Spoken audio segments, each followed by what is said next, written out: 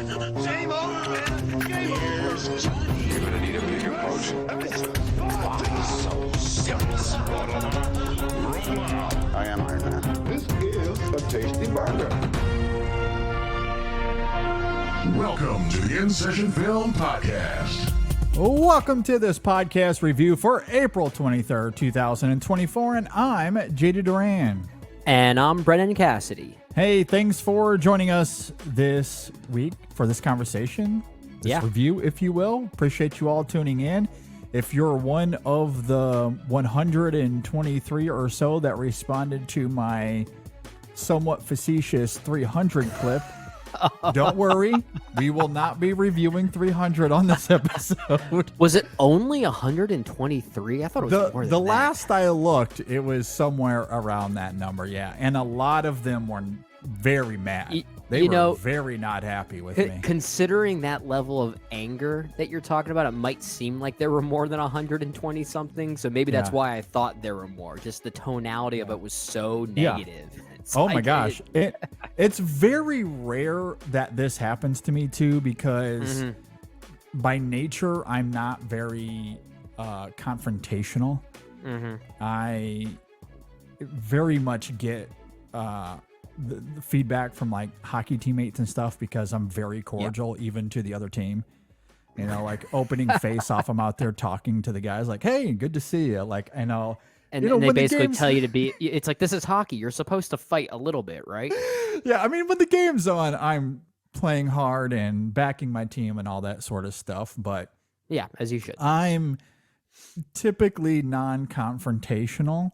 And when it comes to online stuff, that's not my personality either. There are some out there that are very good at being confrontational and, you know, mocking, let's say, certain fan bases or certain sentiment. You say good, but is that really a skill? I think so. I truly do think it is a skill because you have to be witty. You have to be able to think on the fly, and to be able to do that consistently. I actually do think there is a skill to that. Okay, then let me rephrase the question. Is it a skill worth celebrating? No, well, that's certainly, beauty is in the eye of the beholder. Okay. Look, I do admire those that are that quick-witted. You know, as much as I do too. Yeah, regardless of the platform that they're speaking on. Yeah, that type of on the cuff thinking, and you know, it's like stand up comedy in some ways. Just how it is like every time like something drops, whether it be a trailer for Trap or whatever the case is, there's always a rush to have a sentiment that people are going to like. Yeah. And we all engage, we all indulge to some degree. Yeah, for sure. And I don't have the skill set or the energy to come up with something where it's going to get 5,000 likes every time. That's just not who I am. And I'm kind of with you, because by the time you do think of something that is perhaps pretty clever, that would garner that response, it may have taken too long to think about it. And by that point, you've just missed the mark. Like you're too late to the game. Someone else has already beaten you to it. Exactly. I am just not that person. Sometimes I am, and I will throw that out there, but I don't try as much as I see with a lot of others, because I'm just not nearly as good at it. If I was, I probably would do it all the time. I would certainly do it more often. We're on other ends of the spectrum, because I do try often to do that, and ultimately I fail. Like say like 9.5 times out of 10. Yeah, I mean, you can certainly take control of the In Session Film handle if you want. If you have I don't want to. Clever, more honestly, more I would trust Dave, our editor in chief, to be able to do that pretty well. He's actually pretty quick. He's pretty good. He is much better at it than me, for sure. Yeah. He's certainly more cynical than I am as well, which is part of the fun. That's the thing. That's the hard thing, is that you find someone doing that might not reflect In Session Film as a whole, as far as who represents us, because our writers may be different. You and I certainly have a different level of cynicism than Dave does. Yeah. So yeah, which is fine, because like it's the brand account. It's like I tweet most often from it, but I've given Dave free reign, and he Good. does tweet, from it as well. And I always think he does a great job. I trust Dave. I agree. But I think the fun in that is you can tell if it's me or Dave, even if we don't sign our name to it. Like you just That know should who's really doing be it. a game. That should be a game. Like it's really funny in that regard. But that is to say, I'm just not very confrontational, so I don't do it as often. And even when I'm coming up with a tweet that I think could be confrontational, a lot of the times I just delete it. Like I just don't have the energy or It's just time. not worth it. Yeah. But over the weekend, I was reminded of that clip. I thought it was funny. I honestly, and Dave reminded me of this earlier today. I should have seen this coming because of the Snyder fan base. I don't know. Yeah. Well, the truth is, I'm tweeting while I'm with my 1-year-old.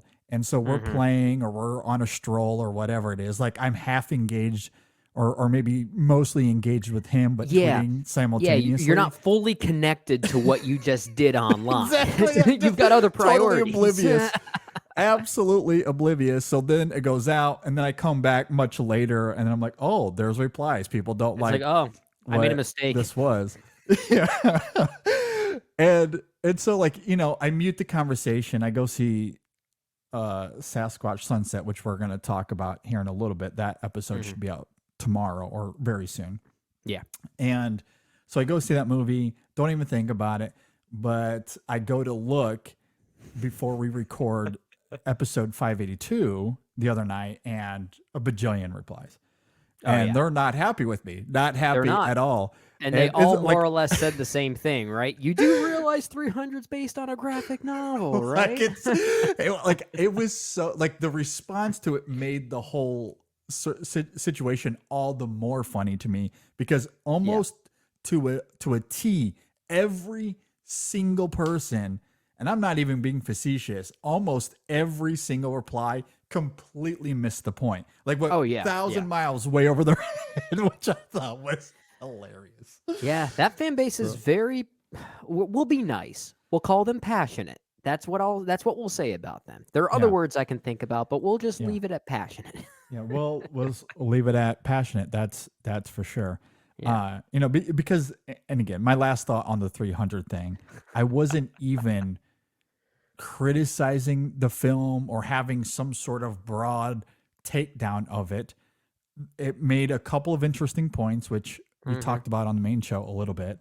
Yeah. That I thought was astute and funny and added to the conversation on a movie that, on the whole, I don't dislike. I think it is one of Snyder's best movies. I think there are some good things in it. Yeah. I agree. Like that's not a film that I just completely loathe with every fiber of my being. That's certainly not true.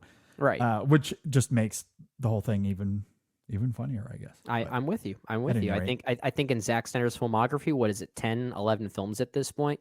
I think 300 is probably top 5. Yeah. Yeah, for sure. No doubt. Yeah. No doubt. I'm totally there with you. Yeah. Anyway, we're not here to talk about 300 beyond that funny circumstance that just happened over the weekend. We're here to talk about Rebel Moon.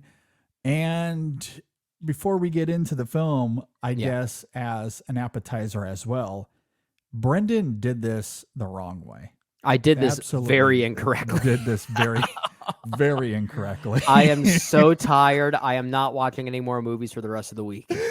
I saw that on my way home, very much laughed out loud, a great lull, and I couldn't help but empathize with that sentiment. Yeah, It's my own fault. It's my own fault for not that's exhausting. seeing. No, well, it's my own fault for not seeing Rebel Moon Part 1 when it first came out last year.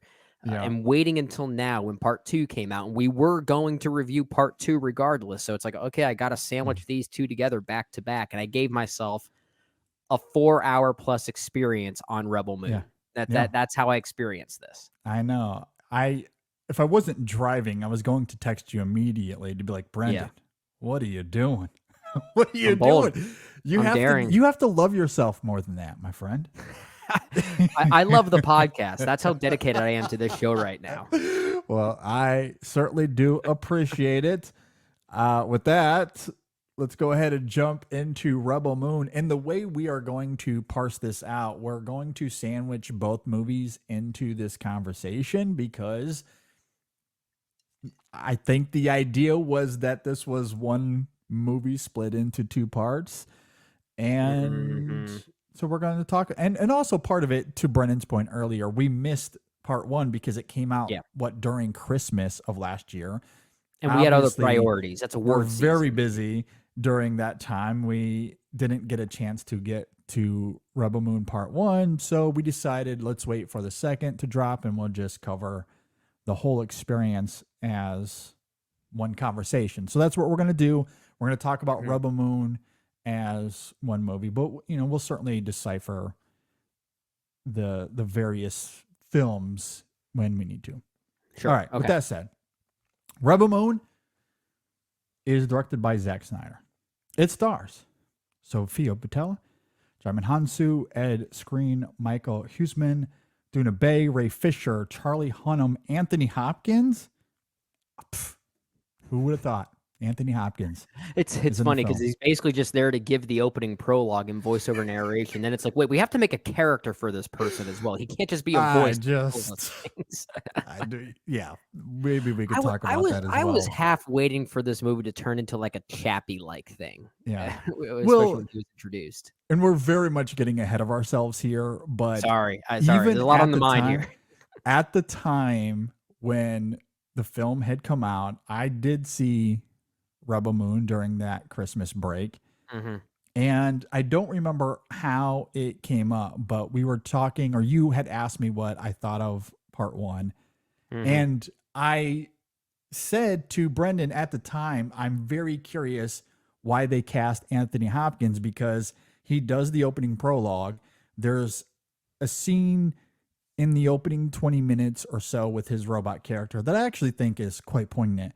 And then he disappears. That character is gone for the rest of the movie. So I'm sitting here thinking, well, in part two, surely he's going to have a significant role, right? Surely they cast Anthony Hopkins for a reason. Right? Well, lo and behold. Yeah. The answer to that question is wrong. Exactly. So I don't get it. I don't know. At any rate, Anthony Hopkins is here, as well as a bunch of others that come and go throughout the film. If you're not familiar with Rebel Moon, God bless you. But just in case. When a peaceful settlement on the edge of a distant moon finds itself threatened by a tyrannical ruling force, a stranger living amongst its villagers becomes their best hope for survival. Coral and surviving warriors prepare to defend Velt, their new home. Alongside its people against the realm, the warriors face their past, revealing their motivations before the realm's forces arrive to crush the growing rebellion. Okay. Right. That's the synopsis there for both parts. For the entirety of it.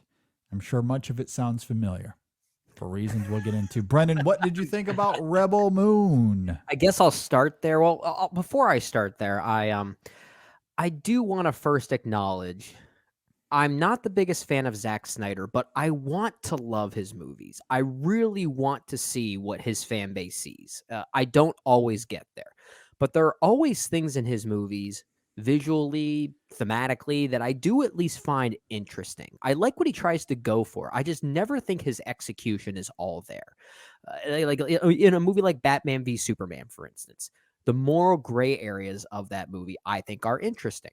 I just don't think it's a very good movie. So and I feel that way about most of his films.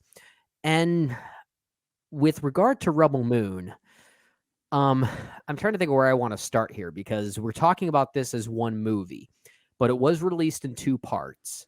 Sure. I think one of these parts is clearly better than the other. I agree. I think we're in the same boat here. I think part one is significantly better than part two. By far. Yes. Yeah. To the point that I didn't hate part one as I was watching it. I didn't really care for it, but I didn't hate it. There were things about it that I kind of appreciated. You mentioned in those opening thoughts there that we'll talk about how this story is kind of familiar. And yes, this movie's very derivative. In fact, apparently, and I was reading the trivia here, this did start out as a pitch that Zack Snyder had for a Star Wars movie. Mhm. And you could see that. And apparently it got rejected. So he decided to wonder make why. it anyway. He decided to make it anyway. And, I have to give him credit for that. I really do. It's not just the Star Wars of it all. It's, people have noted Seven Samurai. Dune is a little bit in here sprinkled throughout. Harry Potter is in here. I mean, you cannot convince me that that creature in part 1 is not Buckbeak. That is Yeah. totally Buckbeak. I agree. But this thing is so derivative that the movie I was thinking about the most while watching it wasn't even any of those. It was A Bug's Life, which is already a copy of a copy of a copy, Yeah. between Seven Samurai. Like this movie, Rebel Moon, is a copy to the infinite power, is basically how derivative that this is. But I have to admire Zack Snyder's conviction in sticking to that. And I think in the process, in part 1, he's at least able to craft a few images here that are somewhat compelling. I actually think the camaraderie among the main band of heroes is kind of fun at times. I think it's mostly due to these performances. I think it's not bad. It's when we get to part 2 where I realize this really had nothing to say, did it? Part 1 feels like a complete movie. Part 2 feels like the abridged third act that this movie was building towards and just had more time and fluff to fill it up to make a 2-hour movie out of it. It's weirdly structured that this really should have just been a single movie after part 1 ended. So I don't think it's Zack Snyder's worst movie in totality, even if I think maybe part 2 on its own is probably the worst thing he did. But there are enough things in part 1 that I thought, okay, I'm not hating this. Certainly better than whatever the heck Army of the Dead was. But I'm still not quite able to latch on to what Snyder's fans are grasping from him. I'm not sensing it here, and it's unfortunate that I'm just not quite getting there once again.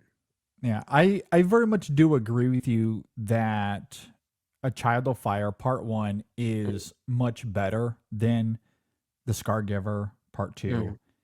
However, as one experience, as one movie, I think the film is abysmal. I think it is incredibly awful. And I think a lot of it comes down to, as many have pointed out, it's a clear attempt to reverse engineer the Snyder Cut. And man, does the film suffer dramatically as a result. It lacks all coherency. The lore is derivative, yes, but that's not what makes it dull. It's not what it's about, it's how it's about. That is the ethos I will always stand on. If the execution was there, I would champion this film, derivative and all, but sadly, the how is extremely tedious at best. There's no conviction to the world building here, which would be fine if the film simply shoehorned that in to focus on character and motivation, but the vast amount of exposition in both parts is astounding. There's a lot. Only do we learn about Korra's background in A Child of Fire through several conversations and flashbacks. There are at least 2 elongated scenes in The Scargiver where she once again reiterates the same exact exposition. It's not even her. It's every character. There's a whole round table. I'll get to that. You're getting to the Breakfast Club scene. I'm just getting started. I mean, just with Korra alone, there are no less than 4 or 5 sequences between both parts where they reveal to us her backstory. It is the definition of redundancy. The editing is already very choppy, but when you consider the storytelling here, I question if there was any editing at all. I mean, how does that happen? To me, that's the major culprit here. The film wears its influences heavily on its sleeve, as you're talking about. And honestly, I don't care that it's ripping Star Wars or Dune or Seven Samurai, especially because I think Snyder is doing so out of reverence. The way he treats these characters, the tropes he utilizes, the visual composition of the film, it's not complacency. I don't think Snyder is being indolent, but where is the conviction? Reverence and conviction are not the same thing. He clearly has an admiration for these influences, but what comes out in the film is something soulless.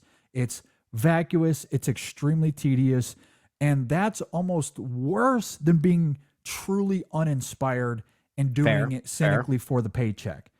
But maybe that's why this film is hard to talk about, because it's very possible, maybe even likely, that what we got here was nothing more than corporate interference. Perhaps in a director's cut, there is some palpable conviction. Perhaps it is coherent and less redundant. I don't know. But one has to wonder, because what we get here Well, yeah. is it's one of Snyder's worst. Well, and to that point, we've seen Zack Snyder films improve when a director's cut comes out. We've seen that with Watchmen. We've seen that with the Ultimate Edition of Batman v Superman. And from what I understand, Rebel Moon will be getting an R-rated cut sometime in the summer, if I'm not mistaken. Yeah, that is correct. Yeah, so there might be improvements there. And when I said the word conviction in my opening thoughts, I really meant his dedication and commitment to plagiarism, if that makes sense, that I kind of have to admire. And in a way, like, I did get a sense that this is a movie he genuinely wanted to make. But the problem is that if this is the final product he felt happy with, his conviction to seamless storytelling and editing, like you're talking about, is very problematic, because he takes the easy way out every step of the way. And the easy way out being the countless amount of exposition scenes that we get to flesh things out. The amount of times we're being told what this world is, who these characters are, it stifles any chance that I at least had in, feeling some type of connectivity to the person that these actors were playing. The times I got close were, really when Charlie Hunnam was on screen, I was pretty much glued to the screen, because he's the MVP of either film. He's the MVP of the whole thing. Yeah, I could agree with that. I will say there was also something weirdly compelling about Duna Bay, and I've also just always found her kind of compelling. I think she's got an ability to act with her eyes that most of these other actors on screen aren't even really being asked to do. She's just that talented. So I was able to maybe sense a little bit more with her character that wasn't necessarily on the page. And maybe that was just her, her natural skills overtaking the film in many ways.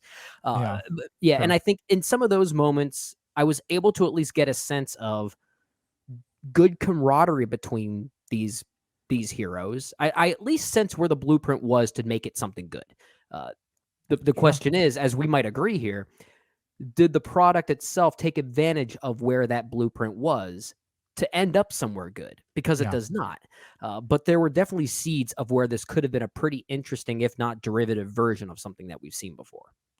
I agree. And that's where I question the corporate interference, because the editing and storytelling here, to say that it is incoherent, barely scratches the surface. A lot of it just simply does not make sense. There's a lot of lore, but again, there's no conviction to the lore. It feels like it has to be here to explain something to the audience, to explain this world, because it's not Star Wars, even though it was supposed to be Star Wars, but because it's not, we got to build something new. Yeah. And then we have to regurgitate to the audience over and over and over and over and over and over again. For what reason? I don't know. And it's interesting because I do think that Zack Snyder has stated that part of the reason this was split into two movies is because he didn't want to lose out on the character. But what character building is there here, aside from giving us this tragic backstory with Korra and this justice that she's aiming for as much backstory as we get? I honestly don't know how much nuance there is to it, because it's regurgitating the same thing 4, 5, 6 different times, let alone all of these other supporting characters. You're talking about Duna Bay, and I agree, when she's on screen, she does offer a compelling performance because she is a great actress. And to Snyder as a filmmaker, I'll give him credit, because visually, again, despite being derivative, it is visually alluring. But we know nothing about that character, despite giving us some information, but it feels expository. It feels like they're throwing it in there for reasons that I don't really know because there's no conviction behind it. It clearly Zack Snyder, and I don't know if this is him being, tied down by a corporate system to tell a movie a certain way, but I've seen this in his other movies before. He clearly thinks that defining character is by telling about characters. Yeah. And he utilizes exposition to define them when that's not really what character definition is. At least it's not what it always is. There's a lot more to it than that. And he stopped short of doing the further work to get to those points that allow at least people like us to engage. So when he has a good performance, sometimes they're able to fill in those gaps. But sadly, that only happens with maybe like 2 or 3 characters in this movie when the performances are good enough to, I guess, surpass what is on the page. And these characters are just overly written in the what. They're not overly written in the why or the, the other questions that really matter here. I agree. And it's all interwoven in a way that I truly find myself baffled. I mean, we joked earlier about Anthony Hopkins. I don't know why they cast him here. I mean, he's great in a voiceover. Like, he has the gravitas. That's why you love him. I sorry to cut you off, but I want to just first agree that the scene that you brought up where he's sort of introduced as Jimmy, the robot, is a pretty poignant scene. And I couldn't tell if there was motion capture work happening with another actor who's playing Jimmy, the physical robot. It felt that way. Yeah. And maybe this is also a credit to Snyder as well and how he's able to, I guess, film what happens to this robot, because I did sense an emotional response from this character. I agree. To the point that I thought, I mentioned Chappie earlier. Could we have made Jimmy the main character? I think that would have been honestly an choice. Well, and since he's giving us that prologue, that suggests he's going to have some sort of pivotal role here. But he doesn't. He doesn't. He has a moment in part 2, but it's so unearned. Well, and it has nothing to do with Anthony Hopkins. It's all visual. That's right. So, he doesn't even speak in that moment. Yeah, and he just randomly jumps into the middle of the action, to your point. It's all very sloppily handled. So you question that. Yeah. And then there's everything that takes place in part 1 there on the farm, which I actually think is really great. Like, that opening 20, 25 minutes there, I actually do think is quite good. And even it's a good setup. Yeah. The farm stuff in the SCARGIVER in a vacuum, I do find compelling as well, because it's a movie that wants to slow down and emphasize the camaraderie of these characters, even though the exposition scene is hilarious, excruciating. It's so bad. It's almost half of the movie, or at least that part. It's again, wow. it's redundant. I mean, I guess with the Jaimin Hansu character of Titus, they somewhat finish his story, because they do reveal in part 1 that there's like some legend behind him. It's like almost mythical in some ways. Yeah. But it's mysterious, and then they reveal a little bit more to it in part 2. Again, I don't know how interesting it is, but that makes at least a little bit more sense. Yeah, there's context to lead into the story that we're going to get. So there's at least a through line there. And the scenes on the farm in part 2, there are moments where it does slow down, like you said. And I've noticed this sort of going, I don't want to say viral, but I've seen a few quote tweets on Twitter of that scene of them just simply working on the farm, the music playing in the background. It's very light and very tender. And sometimes there's slow motion there, which is a little bit uncharacteristic of Zack Snyder to use slow-mo in a way that's not an action scene. Yeah. And I saw a lot of people praising Zack Snyder for making that choice to showcase the beauty of hard work. And I actually have to agree with that. Like, it's probably the best scene in part 2 specifically. Yeah. Well, and that's kind of what I wanted to lead to. I somewhat undermined my own point there by talking about the exposition dump that we get there at the table, which is really bad. But again, in a vacuum, that's what I love about the farming of part 2. And as people have been talking about, they grew that grain. Is that what it was? I think it's grain. Yeah. They for the movie in order to get those shots, which I thought was great. Like the slow motion of them farming the land and emphasizing the importance of that as much as the action. I agree. Like all of that is great. Mhm. So what you're saying there as far as like the seeds of a good movie are here, I Mhm. do agree. I do agree. I think the film almost works better as this home invasion thriller of sorts. Mhm. But once you invoke the sci-fi of it all and the redundant storytelling, that's where you lose Yeah. all coherency. If the Yeah. film would have either committed to being a Star Wars Seven Samurai and it all takes place in space as we Mm. eventually get to in part one. If that's all that it is, that's fine. Or if you want to Yeah. commit to the home invasion thriller of part two, that's also fine. But I Mhm. don't think those two things work together here. As you talked about, like part one feels like its own movie, where part two, even though there is a continuation and you can Mhm. sense that continuation, it does feel like this elongated coda that has scenes, conversations, elements to Mhm. it that are just there to fill out a runtime. Yeah. And it feels like both parts are not talking to each other at There all. And I I think that's a and I good think point. as a result, that's why you get at least 4 or 5 scenes of Cora giving us her flashbacks or telling us her It's not backstory. even that. You've got Anthony Hopkins verbalizing the opening of part 2 by just regurgitating everything that happened in part 1. And as Yeah. someone like myself who was watching these movies back to back, it He's like, was I just one of saw the that. funniest things. It's like, I know this. Yeah. It's like, can't you trust us a little bit more?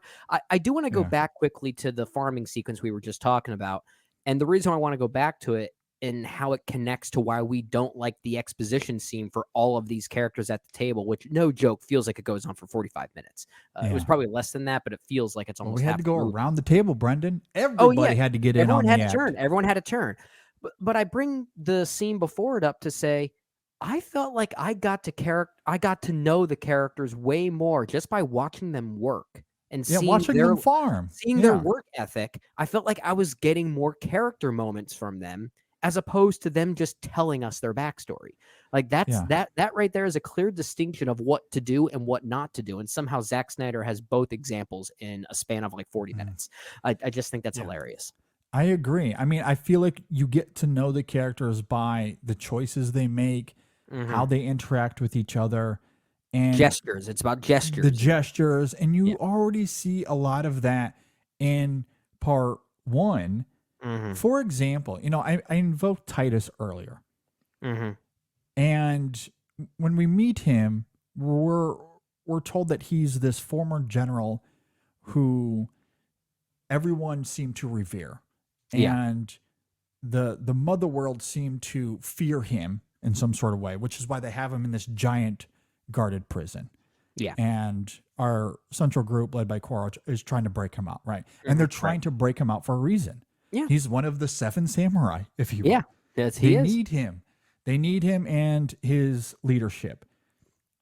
Do we really need to learn what we do in part two for you to understand that that's probably the choice he made and that's why Oh, no. people revere him? That's where the redundancy you're talking about Exactly. It's comes like in. even though I understand the film part one that is doesn't reveal to us fully the choices he made and that this is what landed him in prison. Mhm. You sense that guilt, that shame that he tells us in that backstory. We already know that about the character because Jaimin Hansu gives us that in his performance. We sense that this is a guy desperate to relieve himself of this shame. Like he just wants to die because he's reveling in this Yeah. guilt. This is Like this is we my don't need to be told that in part two. We already No. know this about the character. This is my biggest problem with the movie, if there is a biggest problem I have with it, is why Zack Snyder feels the need to keep telling us these backstories for these characters when you have these great performers here that don't require it, right? I mean, you're talking about Jaimin Hunsu. He's also good in the movie. He's got moments where I realized I need or not I know all that I need to know about this character. Mhm. Sophia Botella has a few moments that I think are very good. Yeah. I mentioned Duna Bay. Charlie Hunnam is also very magnetic on screen. Mhm. Ed Skrein as the villain here. He's a very one-note villain, but he's Mhm. chewing up the scenery in a way where it's like, okay, this is kind of fun. You know, Sure. I at least give him some credit for at least having a ball as the villain here. Um, I'd say maybe Michael Huisman. I don't know if we're pronouncing his name right. He's probably the weakest link as far as anyone here. I found him a little underwhelming, especially when he has to play kind of the romantic interest for Cora. I'm not really sure that stuff lands, but you know, Zack Snyder has so many great actors to work with that naturally just have the ability to elevate what's on the page. You don't need to overcompensate for that. You just don't, and you don't need to keep Mhm. telling us things because we're going to get it. We're going to sense it, and that's this Yeah. movie needed to provide more of a sensation than it did a verbalization, if that makes Yeah. sense. Absolutely. And that's where Snyder, as a filmmaker, and I know he didn't write these films himself. I believe there was a team There was a or a team, but trio of them. he's credited as the sole story credit, if I'm not mistaken. Yeah. And that's where, revising the script perhaps could have helped out a Mhm. lot, because I do feel like a lot of these character beats, as he wants them to be in this film, Mhm. I don't know if he doesn't trust the audience. I don't know if he trusts himself as a writer director. Yeah, I don't know, but it's like every time he gives us something new, it's like I feel like I already know this, and I'm it with feels you. so tedious. That, to me, that's where the tediousness stems from, is that redundancy. Mhm. And then it prolongs the whole experience, where back to back, if you're watching them like Brendan did, it's 4.5 hours of exhaustion. Well, that's why I felt like when I got to the Scargiver, I felt like it wasn't really amounting to anything because I felt like Yeah. I saw the complete movie as it needed to be Yeah, at the I end of agree. part 1. I felt It's empty. even though It's soulless and empty. even though it ends on a cliffhanger, that part 1 felt very conclusive. Yeah, I With agree. yeah, but part 2 feels kind of like a mere afterthought at that point. Yeah, I agree. And honestly, the more you talk about it in that regard, Mhm. the more I'm baffled as to why part 2 even exists. Like, I don't know what it's trying to attempt. Well, Like, it's trying to give us what is the it? battle that it's leading towards. That's all it's trying to do, but But uh, what is? I get, okay. So it's leading to this giant battle, but mhm. what's there to add to it that we didn't get at the end of part 1, which was also a giant battle with the same villain? That's true. That's why I Same think it villain. amounts to nothing. It It's amounts to absolutely nothing. It's like, we just need another action beat. So we're going to revive our villain from the grave. Okay, it's a sci-fi movie. I'll go along with it, I guess. But okay, first then, off, I just have to comment on the lack of coherency that you were talking about earlier. When this villain is brought back to life, the movie part 1 literally ends with him screaming at the camera, only uh, for part 2 to begin with people saying, "Yeah, he has no brain activity." It's like, well, what? How did he scream at the camera then? totally forgot that. Yeah, Okay, so this is absolutely. the beauty of watching these movies back to back. You notice those things. Exactly. Like, I just don't, it feels like they didn't know what to do. It's like we have a seed of an idea. Snyder's compelling enough as a visual artist that he can make Mhm. some of this alluring. Again, even if derivative, it does have a visual allure to it. But how do we tell a story that feels fully realized, that has Mhm. characters that are compelling? Yeah. Yeah. And it feels like they were totally lost the whole time, or making it up on the fly. Yeah. Yeah. Like, Yeah. Yeah. I was kind of Part reminded 2. of that. I was a little bit reminded of that second Transformers movie Oh that gosh. was, hindered because of the writer's strike, and they were Yeah. literally making it up as they went along. This is what that felt like. It's like they had an obligation for a second part because they were contractually Yeah. obligated for it, and they needed to fill up the Yeah. space. Nothing, literally nothing in part 2 gives us anything to enhance what we saw in part 1, or that's different. It's all a regurgitation. It's the only difference is the thing we were talking about earlier. It was watching everyone on the farm just simply live and work That's it. their lives. That was Yeah. it. And those were the best scenes in the movie because they actually Yeah. felt like they were building off of something Yeah. that we had already seen. They felt new. They felt Yeah. they did not feel like that regurgitation. That's the other It thing should have that's so just been important. 2 hours of them rebuilding the farm. I would have I would have watched loved that. that. Yeah, I would love to see Zack Snyder just do like a hangout movie Like on a- a yeah, on a exactly. sci-fi farm or something like that. Exactly. No But yeah, stakes, no action, just rebuilding the farm. I would have watched that because honestly, Yeah. genuinely, I was compelled by that. I was too, and that's what's so unfortunate here because after I finished part one, my first thought was, okay, I don't think it was that great, but it's certainly not one of my lesser favorite Zack Snyder films. Like if I were to do a ranking of all of his 10 films at that point, it's in the bottom half, but I prefer it over Army of the Dead. I prefer it over Sucker Punch. It's probably the same rating class as something like Man of Steel for me. Like I didn't hate it. I didn't like it, but I didn't hate it. I thought Okay. I at least felt like, okay, I'm curious to see where this goes. But part two retroactively made part one worse for me. Just given where it went, like it's Or made it that much better. it's accurately called the Scargiver because I was scarred by it at the end at the event. That's how I felt. And I hate to be cynical, but I Yeah.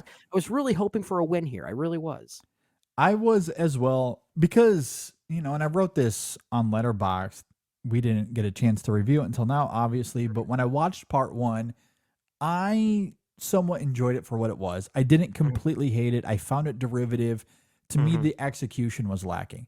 Yeah. Again, it felt like it had zero conviction behind it, as if it was some sort of obligation or that there was, studio interference, Netflix getting in the way to some degree. I don't know. I didn't completely hate the experience. Like I could see the seeds of a good idea there, which is why I was actually interested in the Scargiver. I thought there was an opportunity to really expound on what we saw there, especially with Anthony Hopkins. Like, why is he giving us the prologue? Surely that character comes into play at all. Obviously, that doesn't really happen at all.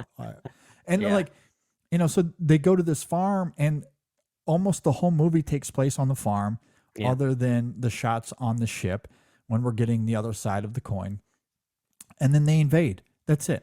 And like on its own terms, if part one never existed, then maybe I would have found that interesting. As because it's not often you get these huge sci-fi movies that feel actually kind of small in that regard. Like we assume that this is a huge universe. They talk about it as if it's this huge universe, but and in part one we do experience that a little bit where we jump from planet to planet.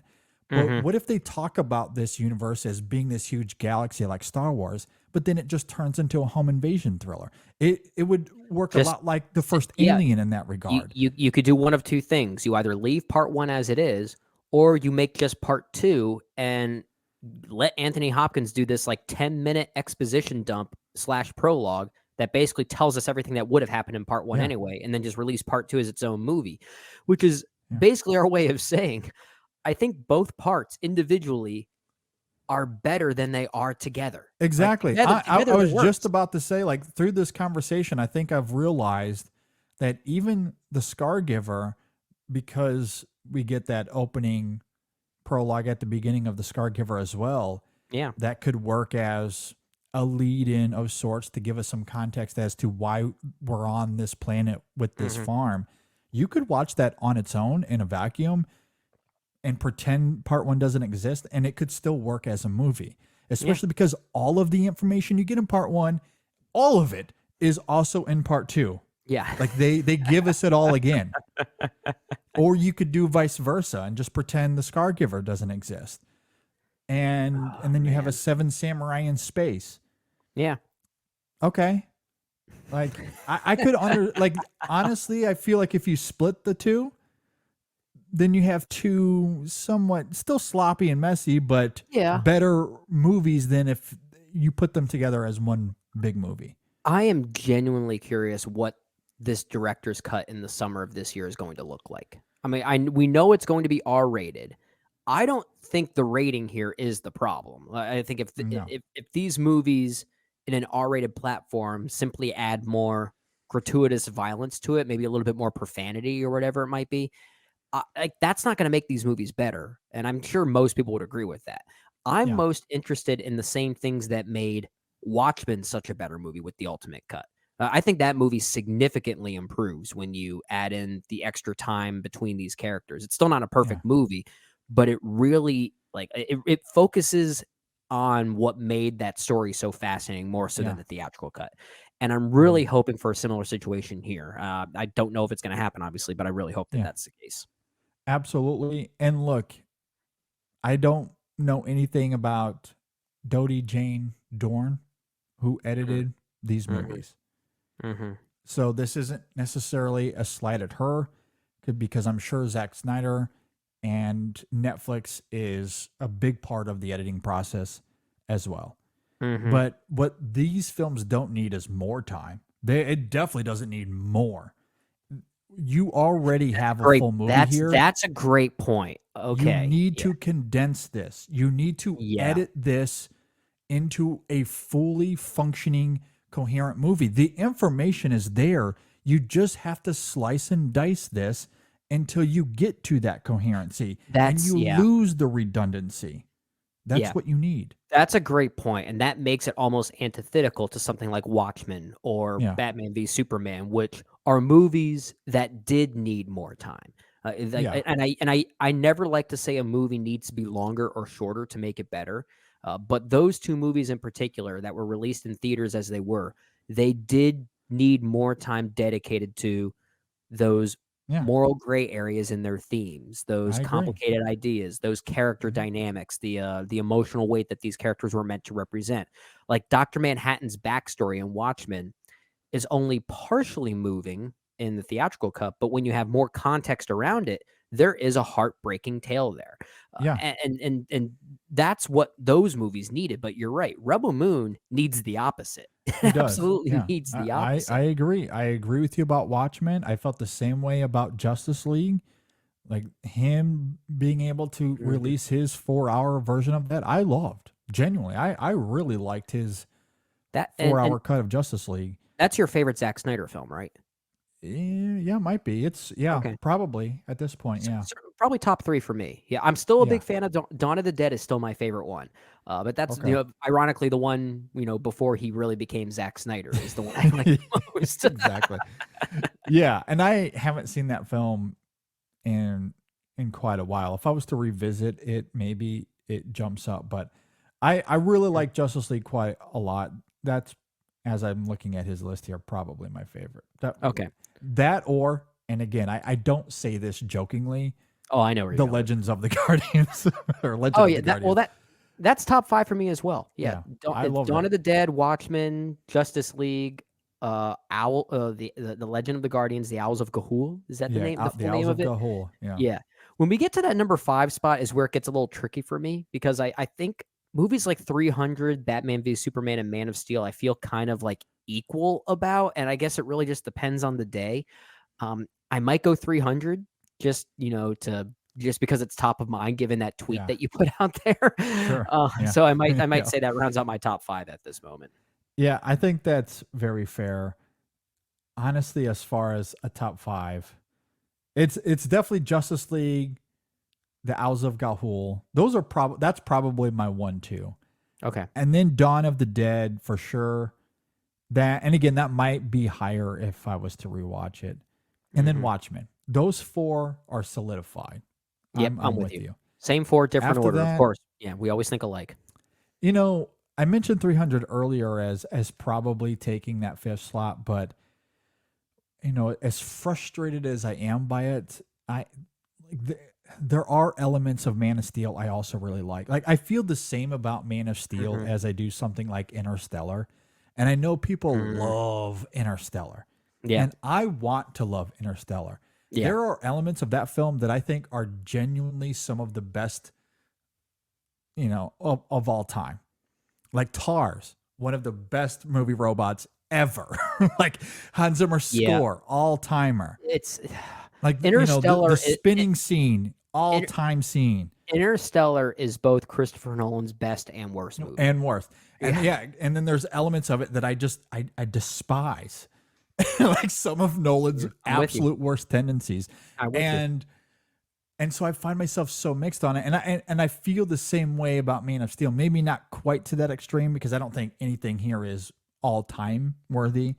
But there are But good things in that there movie. are really, really good things in Man of Steel. Yeah. And then there are things that make me pull my hair out. Well, and weirdly, the things in Man of Steel that I think are the best are the small character moments that aren't really about any special effects whatsoever. It's the I scene at agree. the bar. It's the scene Totally at the agree. bar when Clark is being bullied and decides to put someone's truck in a telephone pole. Like, it's Mhm. little things like that. Or if we're gonna go big and focus on spectacle, I think the opening sequence on Krypton in Man of Steel is incredible. So good. Like it's amazing. The father-son stuff I love. Yeah. Maybe not the tornado thing.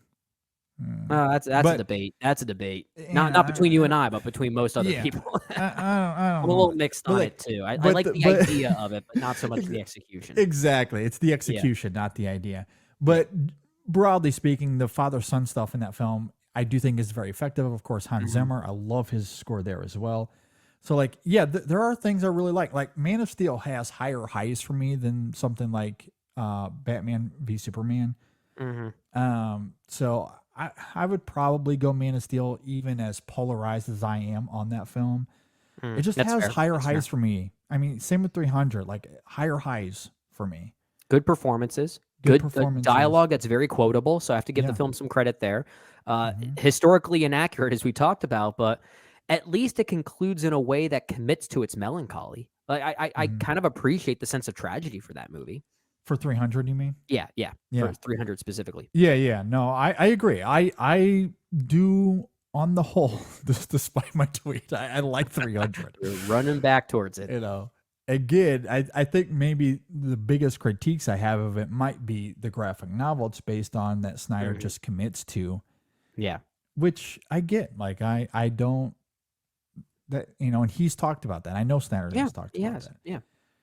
At any rate, all of that to say, Rebel Moon, I think, is one of his worst. Hands down. Yeah. Hands down. And I got to think about this, because if I'm ranking both films individually, I think I'd put part 1 at like the 8th spot out of the 11 films he's made, just above Sucker Punch. But part 2, that might be his worst overall project. Although, I mean, I did not like Army of the Dead.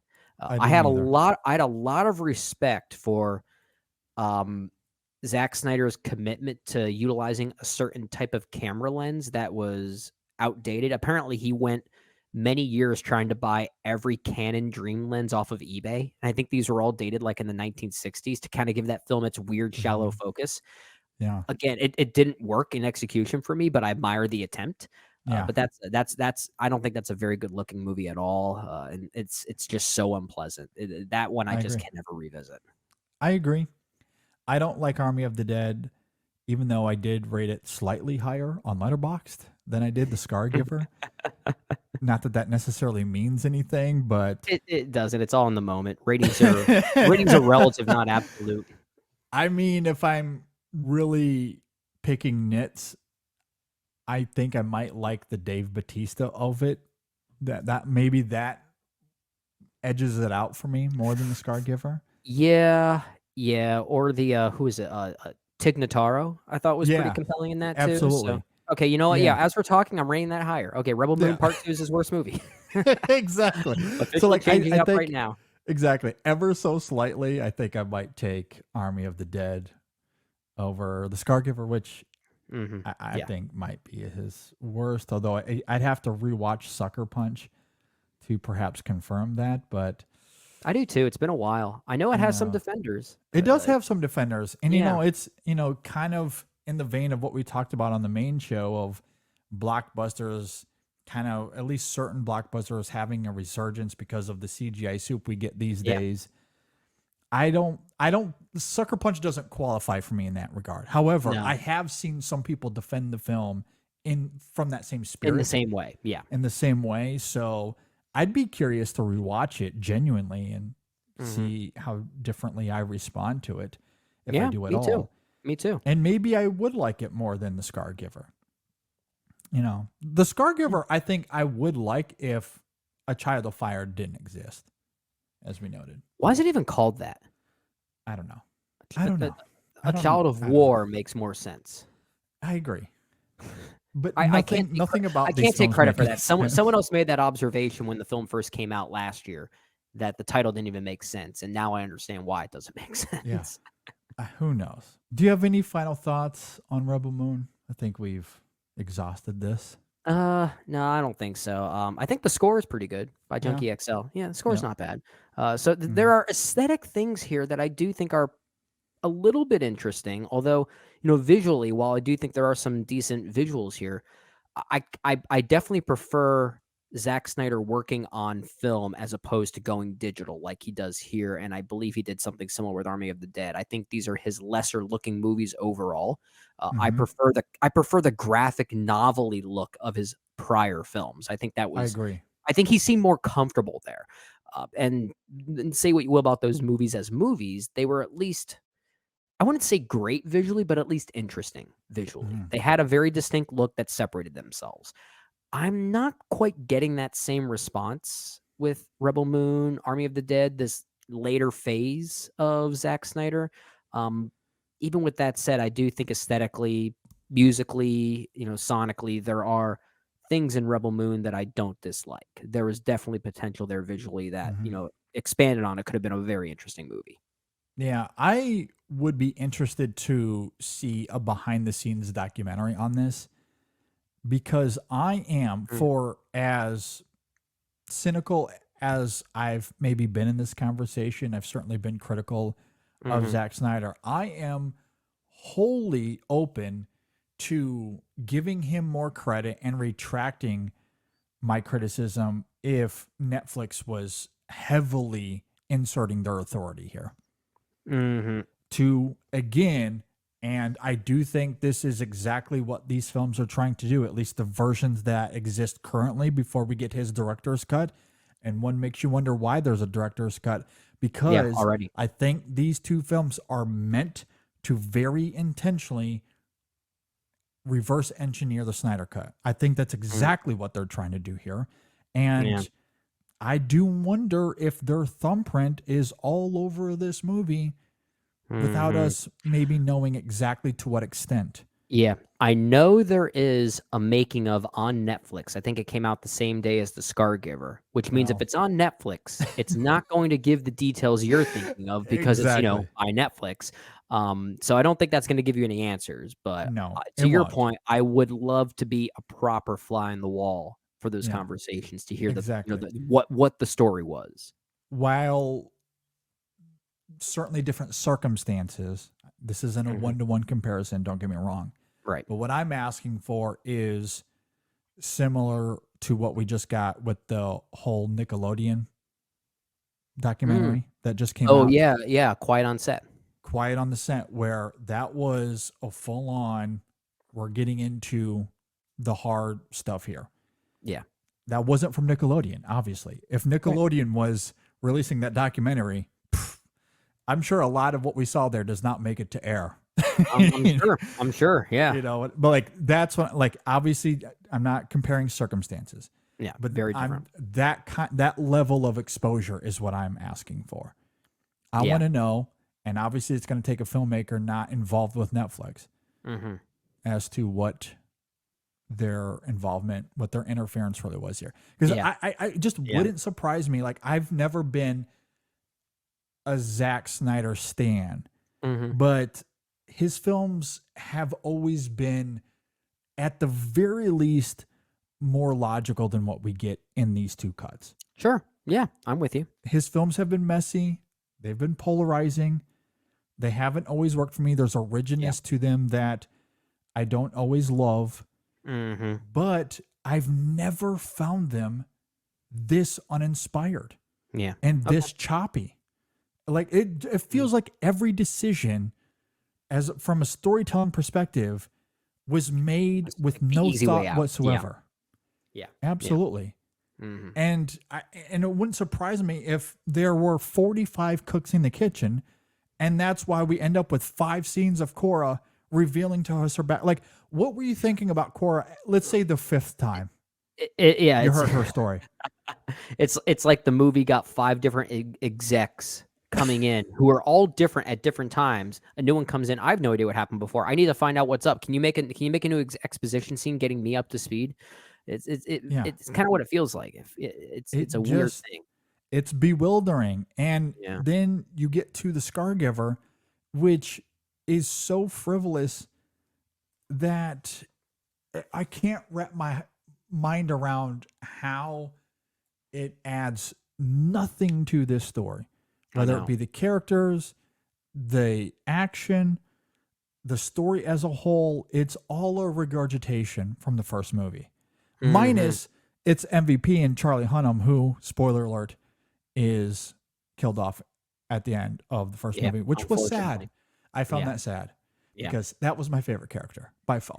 Well, Charlie Hunnam. He doesn't have to say a word, and I'm interested in what he does. I know. Like, it is so incredible to me because 10 years ago, I don't think that I found Charlie Hunnam to be the most compelling of actors. And now when I hear he's in something, he's the reason I'm going to watch that movie. What was the turning point? Was it The Lost City of Z for us? The Lost City of Z. Absolutely, that's it. That movie completely changed my tune on him as an actor. Yeah. And I didn't watch the TV show that he was in. Oh, Sons of Anarchy. That's the one I was just going to bring up because I didn't see that either. And I know he was in a lot of movies beforehand that were very well received, like Children of Men, but he's in a very small role. Yeah, in that. exactly. So it's not really enough to make that impact where you think this guy is someone I want to pay attention to. Yeah. But yeah, Lost City of Z. That was not only my that was not only my reintroduction to Charlie Hunnam. It was also the film that made me realize, this James Gray guy might be worth reconsidering because I wasn't always on his wavelength either until that movie. For sure. Yeah. So I really came around on Hunnam. And as much as I already loved Pacific Rim, I championed that movie in 2013. But since having that reevaluation, I've come to love that film even more. Sure. Because of the performances there. So yeah, I'm on the Hunnam bandwagon all the way. Absolutely. The Hunnam-a-sance? The Hunnam-a-ance? Yeah. I just like adding a sance together. Yeah, they should. At any rate, my last final thought to reiterate, I hope when the director's cut comes out, it is condensed. It's one have movie. A full it's story not two here. parts. It's a single 2.5 hour movie. That's all it is. You already have everything here. Condense this down to 2.5 hours, which a good editor without studio interference would absolutely be able to do. And you incorporate that with Zack Snyder's ability to allure us visually, which I do think is also here despite the digital photography as you're talking about and the CGI soup that we also do get here. But there are individual shots, individual moments, sequences that I really do appreciate. So there's a good movie here if you can slice out the redundancy. For sure. I hope that's what happens. Me too. I'm with you. At any rate, those are our thoughts on Rebel Moon. If you agree or disagree with anything we had to say here, please leave a comment below if you're watching on YouTube. If you're listening on Apple Podcasts or Spotify, reach out to us on social media, Facebook, Twitter, Instagram. If you're listening on Apple Podcasts or Spotify, please rate and review us there on those platforms as well. It really helps out the show quite a bit. You can always email us insessionfilm@gmail.com. All right, Brennan, any final thoughts before we get out of here? So over under here, you mentioned getting 120 some comments when you retweeted that historical accuracy criticism, not even criticism, that video on 300. Yeah. Over under how many comments we get for this review of Rebel Moon? Well, I mean, if all of those same people listen to this, which I don't think they would. I think after that tweet, they probably decided not to. For sure. No doubt about it. And it wouldn't surprise me if they just comment to the post of this online. Oh, yeah. They might just assume that we didn't like it and they're going to target it that way. Absolutely. Which would be hilarious if we were like, oh my God, Rebel Moon was amazing. I loved it. Yeah. It's like, these people trashed 300. They hated this movie too. Yeah. So, I mean, I would assume that if they all respond to the post, they'll we would at least get 123 or whatever. All right. Yeah. We'll see if we actually engage. Hopefully, it's worth having a further conversation about. I would like to have a genuine conversation about Zack Snyder. With, exactly. Those individuals. Well, and that's the thing. Even with this conversation, if those people would just listen, or if they wanted to have a real conversation about 300 instead of just attacking me, look, I'd be willing to engage in that because I don't think he's a completely soulless director, as we see in with the output of this film. Yeah, I there are things about him I do like. Yeah, there are things about these movies I do like. Yeah, I'm with you. Turns out nuance is a thing. Absolutely. You can't tell Twitter that though. No, it's all about extremity. I know. At any rate, thanks for watching, everybody. Thanks for listening. Be on the lookout, or go check out episode 582 rather, where we talk about blockbusters that hold up. Yeah, over fun. time. Yeah, I don't think Robo Moon's going to be one of those, but who knows? And in another 20 years, maybe we'll be apologizing. Yeah, maybe we'll be proven wrong. Who knows? At any rate, it was a lot of fun. Go check it out. Stay tuned for Sasquatch Sunset. That'll be our next podcast review, and we'll see you all next time on the In Session Film Podcast. Oh, Charlie Hunnam, MVP. East Man, Anthony Hopkins. Showed up for 3 minutes.